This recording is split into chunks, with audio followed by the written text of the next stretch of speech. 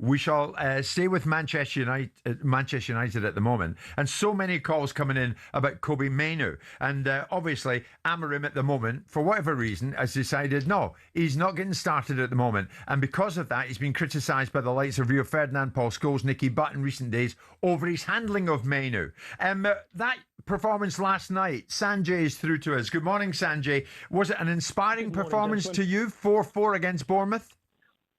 It was an inspiring performance relative to last year, where we couldn't hit a barn door. But regarding Kobe Mainoo, by the way, great show as ever, guys. Thank you. Regarding Kobe Mainoo, I believe, and I believe we're all at fault here, including yourselves, we built him up to be the saviour of England, the saviour in Man United, the future of Man United, etc., etc. And as a young guy, he probably believed that hype, and he believed the hype, as Simon said, profusely in his own head, that he believed it to a point where he thought, I'm the future England captain, I'm the future this. And I believe, obviously we have no idea, I think he took the foot off the pedal in training, and Amorim hit the nail on the head by saying, you're on the pitch if I can see it in training. And I don't think he's seen it in training to the point where he spilled blood for Man United.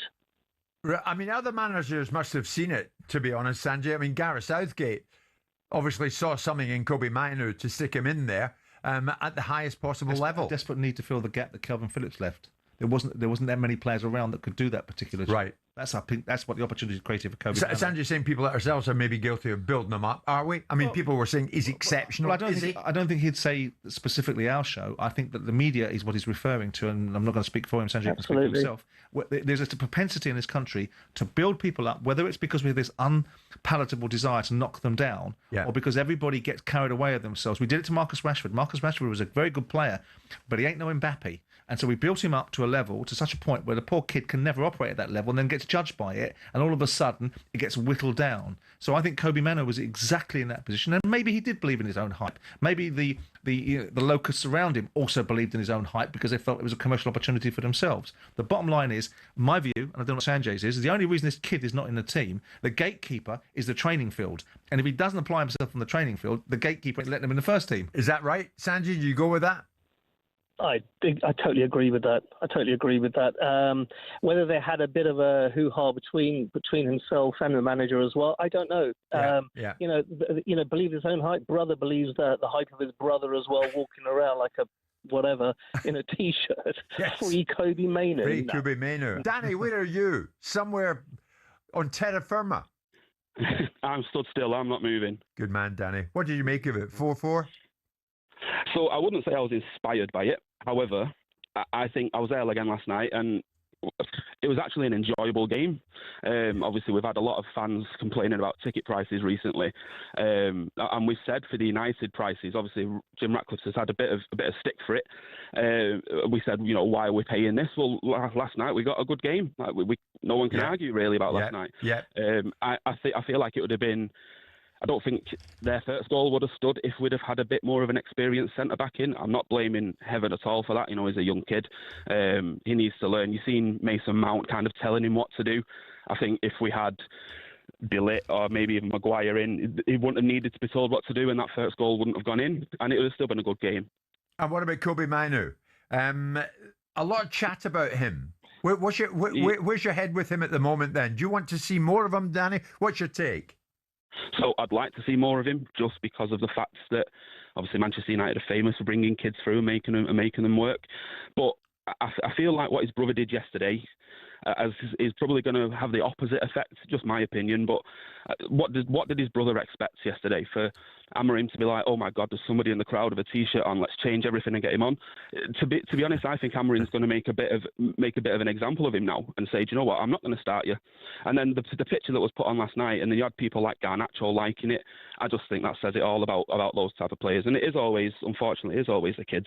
You'd never find Casemiro or Fernandes putting, one of their family members coming to with the t-shirts on and stuff like that. So I just think it's gonna have a negative impact on him rather than a positive one. Danny, thanks for the call. Simon, there's no evidence that Kobe put his brother up to doing what he did with the t-shirt routine.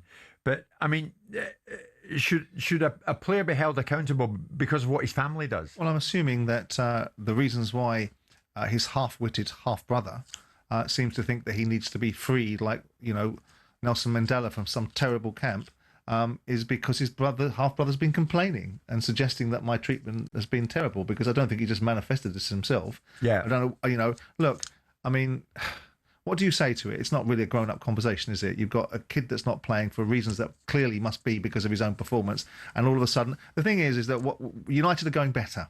So now people are finding things to find the criticism of them. Yeah. Last year we didn't have to find, we didn't have to look, we didn't have, it was there, and a couple of times this season when they're stinking the place out against Grimsby, we can find the car crash. Now they've got themselves together, they're up, they're going forward again with a bit of momentum, they're in a lot of competitions, they could find themselves in the top 6 of the table again, which is more akin to the Man United, and now we're going, okay, Kobe Mainoo.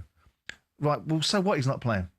So what? The team's better. They're a better side. If the team were languishing as 17th in the league, then people could make this argument. And I don't know what criticism Scholes or Butt or Rio Ferdinand had to play, whether it was actually criticism or it was just an observation.